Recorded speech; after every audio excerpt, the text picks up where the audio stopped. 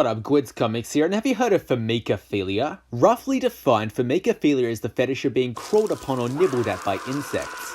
And if you're wondering why I've decided to start my video with a useless fact such as this, don't worry.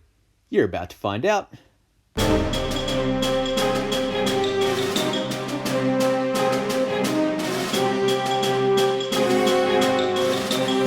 Published on July 6th of 2012, Butterflies quickly acquired a small cult following of likely druggies and perverts who spend too much time online, even warranting an honourable mention in a 2015 Watch Pony video called Top 10 My Little Pony Creepypastas. A video that I wish didn't exist, but does anyway. Now going into this story, I had pretty high expectations, having been spoiled by Rainbow Factory and a puppet to her fame. Two stories that failed abysmally at storytelling, but were at least well written. Unfortunately, these expectations were not met, so I ended up hating the story even more than I thought I would. But more on that later. Let's take a look at Butterflies. So the story opens with Pinkie Pie giving Fluttershy cupcakes. Wow, real subtle reference, Adcoon. Anyway, it's quickly revealed that the pink party pony, the story's words, not mine, was invited over by Fluttershy, who wanted to show her something special.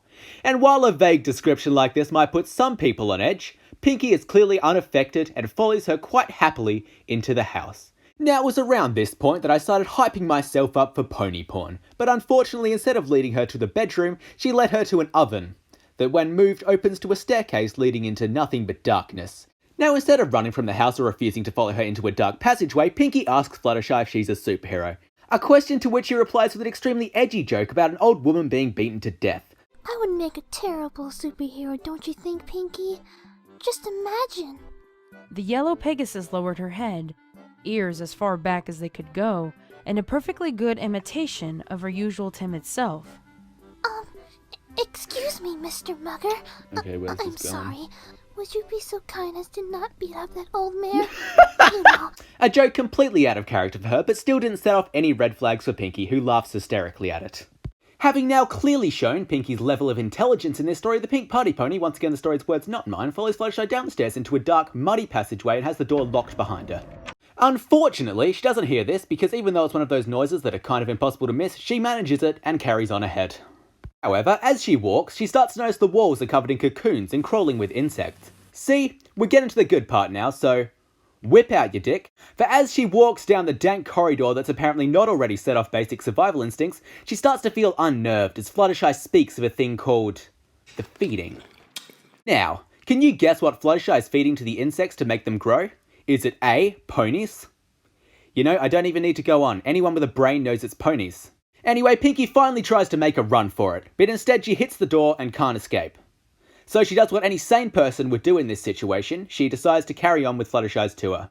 The tour then eventually leads to one of the main six straight hanging from the ceiling. Now, can you guess which one it is? Is it A, Rainbow Dash? It's A, everyone knows it's A. Anyway, Pinkie has a cry because she thought her apparent lover in this story was off learning to fly with the Wonderbolts. Remember that thing that never happened in the series? Oh, that's right. Insects then crawl out of Rainbow Dash's face and Pinkie passes out like a pussy. After which, she wakes up on an operating table, having been paralysed by Fluttershy, who apparently thought it was a worthwhile thing to do, in case her unconscious friend tried to make a run for it. Flutterbutter then cuts open Pinkie Pie and inserts butterfly larvae into the party pony's body, while explaining that the reason she's doing this is because she found a dead body in the forest once, and thought it was beautiful how the insects had moved into the carcass and were eating it. Anyway, she then tosses a paralysed Pinkie into a dark room to wait for the insects to eat her inside out and eventually grow into beautiful butterflies. The end. Overall, this story was annoying and predictable, with subpar writing and no redeeming features. It exists only for pure shock value, and that's why it has any audience at all. Also, there's one final thing that just completely devastates this story. Caterpillars, the larvae of butterflies, are mostly vegetarian. And the ones that are carnivorous eat small insects and would have no interest in horseflesh.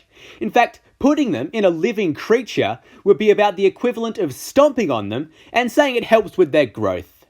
Good job, Adcoon, you fucking idiot! Hey, thank you all for watching. I hope you enjoyed. As always, there's links to everything in the description below. I think I say that every single time, but there always is links down there, and I think you should go check them all out because they're really good. I found a good reading this time too, actually. It's a good reading, not a good story. It's all a little confusing, but whatever. Now, as you can probably tell, I didn't vlog BronyCon, and that's because I didn't want to. I thought it might be fun, but decided against it when I got there, so whatever. It's out of the way now, it's gone. Move on, leave it, okay? Also, thank you for all the support on my Puppet to Her Fame video. That took me such a long fucking time, and I'm so glad that you guys enjoyed it. I got a mostly positive response for that one, so that's really good. I'm glad you guys liked that.